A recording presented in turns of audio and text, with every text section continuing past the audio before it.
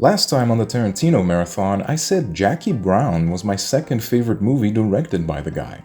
For most people, though, if there's a discussion to be had between what Quentin Tarantino's best movie is, that discussion is between the previously reviewed Pulp Fiction and the movie we'll talk about today, Kill Bill, both of which prominently star Uma Thurman. She only ever made two movies with Tarantino, but boy did they get a lot out of that partnership.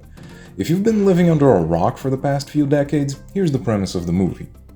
We follow a retired assassin known as the Bride, who is on a revenge mission to bring down her former associates, the Deadly Viper Assassination Squad, who attempted to kill her on the day of her wedding. The Bride lost everything that day, including her unborn child, and she will stop at nothing to get her revenge on all those who wronged her. The Bride's hit list includes the world's finest assassins, who since the attack have all gone their separate ways. The final mark on her list is the leader of the squad, the man who ordered the hit on her to begin with, the Bride's former lover and father of her child, Bill, aka Snake Charmer, played by the legendary David Carradine. The Bride once lived to serve Bill as one of his assassins. Now, she only lives to kill him. As it should be clear, the major inspirations behind this movie include wuxia flicks made by Chinese production company Shaw Brothers, samurai movies, mostly the work of Akira Kurosawa, and, funny enough, spaghetti westerns by the likes of Sergio Leone and Sergio Corbucci, with Uma Thurman specifically saying that her performance as the Bride was inspired by Clint Eastwood. Nowadays, it's not exactly hard to find stuff that mixes Eastern and Western influences, and of course other franchises did that before Kill Bill, just look at Star Wars, but Kill Bill undoubtedly helped popularize this blend of wuxia, samurai, and western that you see in stuff like Samurai Champloo, Afro Samurai, even the Devil May Cry series to some extent. The unique blend of inspirations behind Kill Bill make it easily Tarantino's most stylized movie yet. The production is at times intentionally fake, if that makes any sense. Like a Wes Anderson movie, they'll use models, matte paintings, dramatic zoom-ins, old school special effects and camera techniques that they really used back in the 70s, which give the movie this very distinct feel. Despite, or maybe even because of all the tributes, the cinematography is beautiful throughout, with a special shout out to how the movie uses color, and the lack of it, to deliver some memorable sequences. The soundtrack, made by RZA, is legendary. The theme song that plays whenever the Bride sees one of her marks is more or less burned into my mind forever. The movie knows when to be super bombastic, with an epic musical score in the background, and when to just have two characters fighting in silence. Speaking in terms of plot structure, Kill Bill is heavily inspired by R and revenge movies such as I Spit on Your Grave. The full title of the genre isn't something I can even say on YouTube, so look it up if you want more information. For this review, suffice to say that the formula usually follows a woman being the victim of a horrific crime during Act 1 and eventually getting her brutal, deserved revenge on her attackers. Kill Bill follows that basic structure, except presented in Tarantino's usual out-of-order style, such as he did in Pulp Fiction. Unlike Pulp Fiction, Kill Bill is supposed to be just one long story following the same character, and I've heard people say they were confused about the exact order of events, but I think that if you're paying attention to the movie, that shouldn't be too much of a challenge. Though, funny enough, even the Wikipedia article for Volume 1 gets the order wrong. I've talked about this during the Pulp Fiction review, but I think the out-of-order storytelling Tarantino often employs isn't the result of the guy wanting to show off or confuse the audience. No, to me it's more the result of Tarantino wanting the movie to be consistently interesting, by having the more impactful plot beats take place at specific moments that maximize their effectiveness. We get a quick prelude that gives us hints of what the story is about, then we move right along to a fight, and only afterwards do we go back in time and get more context on what's going on. It's a pretty simple storytelling technique. Tarantino hooks us in with these intense sequences that tease what the plot's going to be about, and we get intrigued to learn more. It's why, when an extended flashback finally occurs, we feel captivated and not bored by it. Well, at least I was captivated. Continuing about the structure, despite the fact Kill Bill is split up in 2 volumes, it really is just one movie. You're meant to take the whole thing as just one story, and that's how it was intended. Tarantino didn't want to make 2 volumes, it's just that he had been working on the script for Kill Bill ever since the production of Pulp Fiction, and evidently the guy had a lot of ideas over the years for all the characters, giving them backstories and whatnot. If he had tried to cut the movie down to 90 minutes or even 2 hours, a lot of content would have been cut. So he and the studio decided to just release the whole 4-hour movie in 2 parts. That gives us an opportunity to really get acquainted with pretty much every deadly viper and the bride herself. Speaking of which, much of the bride's character was inspired by Tarantino interacting with Uma Thurman after she had become a mother, so much so that the creation of the character is credited to both Tarantino and Thurman in the credits. It really is hard to overstate just how cool she is as the bride. She's basically the blueprint for how a female action hero should be. She's strong, capable, and confident, but she's not invulnerable. She gets her ass absolutely handed to her on more than one occasion, has to train hard to achieve the level of skill she has, and it's not as if the movie attempts to paint her as some sort of saint. Her revenge may be justified, but it's still brutal and relentless, and it destroys the lives of, frankly, innocent people who had nothing to do with what happened to her. A lot of female action heroes these days are so toxic and so antagonistic to the men around them, yet get treated like they're saints by their story. So if they're written by a man, it comes off like the guy's trying to work through some weird psychological issues, but if they're written by a woman, it just feels like a messed up revenge fantasy. The bride works because she doesn't fall into either of these camps. She feels like the result of Tarantino and Thurman wanting to create a well-written and memorable character. The end. And going by the enduring popularity the bride enjoys even 20 years after the movie's release, they pulled it off. In closing, Kill Bill absolutely deserves the praise. I think it beats out Pulp Fiction for quality, but I will say that Pulp Fiction is probably the easier watch, just because it's shorter. Kill Bill is a bigger time commitment, but it's totally worth it. If you somehow haven't watched this movie, set aside a weekend or something and just take the whole bloody affair in one go. I'm going to talk about spoilers now, so go away if you haven't seen the movie, but do like, share, and subscribe if you enjoyed the video so far.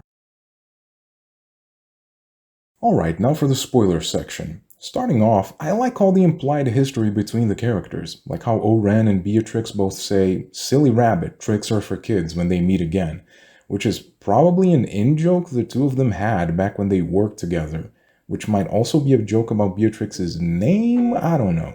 Oren is the first one Kiddo goes after, but her big fight with the Crazy 88 is what closes Volume 1 of the movie. Once again, Tarantino plays events out of order, but does it so the biggest fight across both volumes stands as a solid marker for the midway point of the story. Oh, and Go-Go's weapon is pretty cool. The fight against Vernita Green, which is comparably small scale, is the second chronologically, but opens the movie. Not much to talk about there, except that Beatrix killing Vernita in front of her daughter Nikki would be the setup for the much talked about Kill Bill Volume 3. One of the many Kill Bill sequels or spin-offs Tarantino has teased over the years, but isn't actively working on. One of them would have actually been an anime prequel covering Bill's origin story, and that's one I think I really would have enjoyed seeing. My 2 cents on the whole situation. Of course, I would enjoy seeing a sequel featuring a grown-up Nikki and BB and whatever other cool stuff Tarantino can come up with. But there's also the fact the guy holds steadfast in saying he'll only make 10 movies. With Once Upon a Time in Hollywood, he's at 9, so we're only getting 1 more. And for me, between getting a sequel or remake and getting a new original story out of the guy, I would prefer the new story, especially if it's something totally crazy like a sci-fi or horror movie.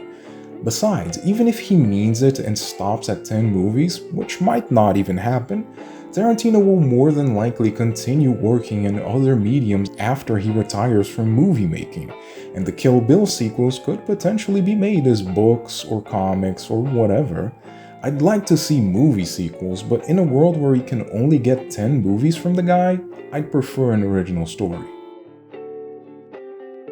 Alright, moving on. After Vernita, we get the fight against Bud, which isn't much of a fight now that I think about it. Bud actually manages to get the drop on Beatrix, and if I had to guess, I'd say Bud was actually the most proficient at firearms of the Deadly Vipers, and the least proficient at swordplay and martial arts.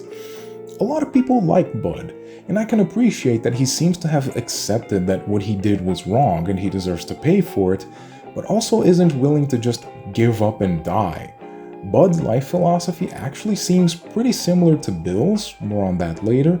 The only difference is Bud is kind of a loser, and it's funny to see that one of the world's greatest assassins is working at a dead-end job and getting badgered by his boss. I can't quite figure out why Bud would choose to live like that, since he could probably earn a living as an assassin, but my best guess is maybe he's just depressed, in the same sort of funk that Lewis from Jackie Brown was. Bud burying Beatrix gives us the flashback to her tutelage under Pai Mei. It's also, I believe, where one of the movie's few deleted scenes would take place, featuring Michael Jai White as a martial artist who seeks revenge on Bill. Jai White gets props for acting exactly like people in old martial arts movies did. Watch the scene, it's on YouTube. I get why it was cut, but it's fun. Anyway, here we meet Pai Mei, the absolute legend played by Gordon Liu, who was in the Shaw Brothers' 36th Chamber of the Shaolin series. There's a lot of stuff like that with the casting of this movie. They'll get an absolute legend from Asian cinema to play a character who vaguely resembles the roles they used to play. See also Sonny Chiba as Hattori Hanzo. After the Pai Mei flashback, we get the fight with Elle Driver, the Virgil to Beatrix's Dante, the Jetstream Sam to her Raiden. Good rivalries are always a treat, two characters with just this intense, seething hatred for each other, but also a great respect for each other's skills. I'm not gonna call their fight the best out of the entire movie, but plucking out Elle's other eye and just walking away is probably the coldest way Beatrix could have ended things between them.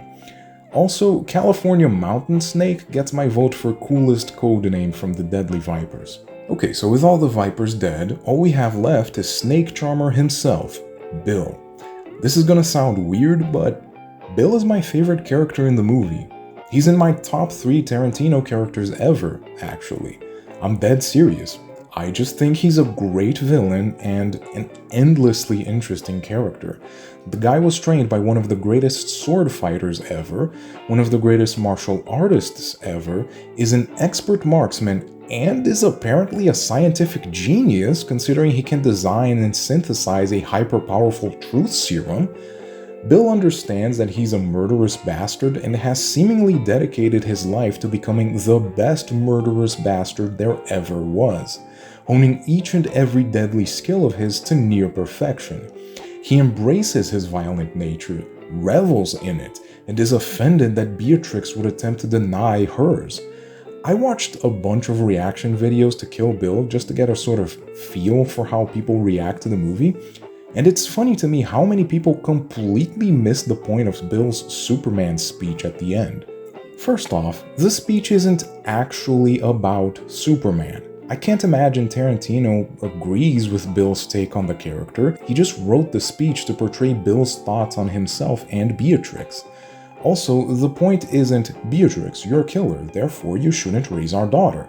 No, the point is, you and I are both killers, you should have embraced your nature as a killer and we could have raised our daughter together, presumably so she could also become a killer. It's a great villain speech. Bill isn't even amoral, he's actively immoral. He understands that what he is and what he does are evil, but rationalizes it by saying it's just his nature and there's nothing that can be done about it. Moreover, he chastises Beatrix for attempting to fight her nature. They're not worker bees, they're killer bees.